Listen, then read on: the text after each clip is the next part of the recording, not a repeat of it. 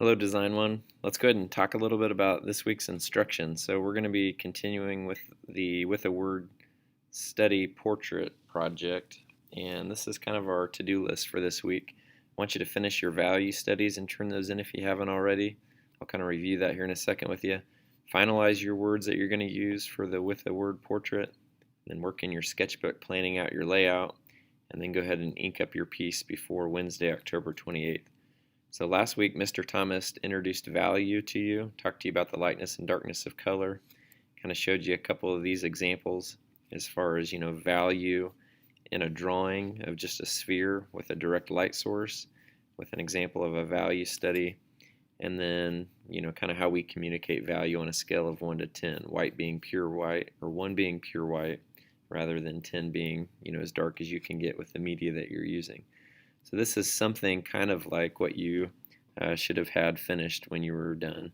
And again, if you haven't turned these in, be sure you do that. So just a simple value scale, 1 to 10, using just pressure-based shading with a pencil of your choice, and then laying out this kind of abstract, layered rock drawing, coming in and just shading from dark to light using some of those shading techniques in between those negative shapes. All right. So kind of to get back to our current project that we're going to be really diving into this week, it's With a Word portrait, and you're going to be selecting, again, a grouping of words of your choice. Could kind of come from any of these types of things. It might be a poem that you've written, maybe a favorite poem, could be a favorite quote or religious text, could be a list of just about anything you can think of that connects to something that you're maybe passionate about. So you're going to start there. And then you're going to be brainstorming in your sketchbook kind of how to lay those things out. And so I'm going to include an example of that here in a second. And I want to start off by, as you plan these out, this was an example that I'm going to use of a student in class yesterday. And this was the quote that she wanted to use, and it was from The Perks of Being a Wallflower, kind of a coming-to-age novel. And I think this has become a movie as well. But it says, "I just want you to know that you're very special, and the only reason I'm telling you is that I don't know if anyone else ever has." Okay, so once you've selected what you want to say, there's a couple things that might help you out as far as organizing your text for this in a word portrait. So this is that same quote. "I just want you to know that you're very special, and the only reason I'm telling you is that I don't know if anyone else ever has." So what I might start to do is maybe just select some of the words that are the most important. Like very special. This might be a phrase that wants to, or that might work well as a standalone line. Well, the reason I'm telling you is that I don't know if anyone ever, or anyone else ever has. So, telling you this is that I don't know. Maybe, I don't know, maybe anyone else ever has could be kind of significant. So what I could do is start to break it up into a few lines. So I'm going to come over here, and so I just want you to know that you're, and then again, very special. We're kind of isolating that as a special phrase. We might try to emphasize that later with line and color. And then maybe and the only reason I'm telling you is that I don't know if, and then maybe anyone else ever has. Okay, so that kind of breaks it down. And again, this is the one that I'm probably the most concerned about being isolated, and then that might actually be my point of emphasis in the finished piece. But I've got 1, 2, 3, 4, 5, 6, 7 lines. And so when I start to lay this out, and the format we're going to be using is going to be kind of rectangular like this. And you can do this in a lot of different ways. Some people have been using straight lines to divide their spaces. I personally kind of like the idea of using curves, and then I can just kind of start to get a feel for my words in here. I just want you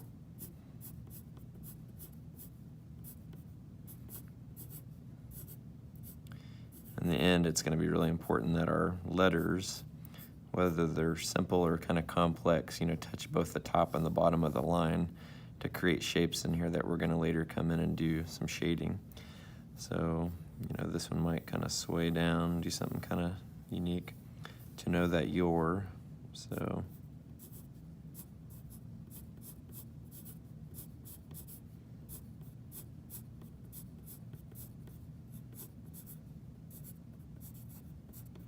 Kind of space that out. Very special. So again, this is going to be kind of a standalone phrase that we're going to use to maybe emphasize later. And what this is doing is just giving me a pretty good idea of kind of how I need to space things out so that when I go to my larger version, I'm in good shape. Kind of makes sense. And, so I've got 1, 2, 3, 4. I've got 4 lines left. So I'd have to do something like that within my space. So maybe I need to bunch these up a little bit more. And if I was doing something where, like in one of my other classes, this was a student who was doing kind of a portrait on family, motivation, love, care, and trust the process, kind of reflecting on himself and his family. Trust the process is a much longer phrase, and so when that is built in here, the shape of that component's going to have to be a lot more hot dog shaped in order to fit in all those letters, if that makes sense. So essentially what we're doing in-house, we have pieces of paper this large, and then this is a 9x12, which I think you should have in your packet if you're a remote learner, and then we're just putting this smaller piece with about a half or maybe a 3/4 inch border around it, and we're tracing around that to get started. I also have some larger pieces of paper that are I think these are 12 by 18, for anybody who wants to work larger in-house. So this is kind of an example of the one that I had started. And what I did was just use one of my younger boy, Shaw, one of the quotes he said when he was a little kid, and it's everybody's a misfit, so everyone fits in. So you can kind of see how I started to lay that out. And then at this point, if I want to just keep repeating that phrase over and over again, I could do that. Or if I want to maybe select another quote from one of my boys, I could also do that as well. Now, this same piece of paper, what I'm doing or having students do here is you can see that I've come in and I've taken all my sharp corners and I've actually kind of rounded those out. And this kind of softens that up and creates kind of a focal point with a different, a little bit different type of angle as far as how the edges are to create emphasis on that. And then when we transition into color, and then next week, maybe we're going to isolate a little bit of color on some of those phrases to create emphasis. So that's kind of where we're at with this. I think we should be all set for this week. Be sure before next Wednesday that you again turn in your value studies. Be sure that you plan out your with a word portrait in your sketchbook and then go ahead and lay that out. And when you do lay that out, I would use very light lines so that you can make adjustments as you go. And then at the very end, after you come in and ink it all, you're going to come in and erase all your pencil lines. So again, light lines are really important when you do that.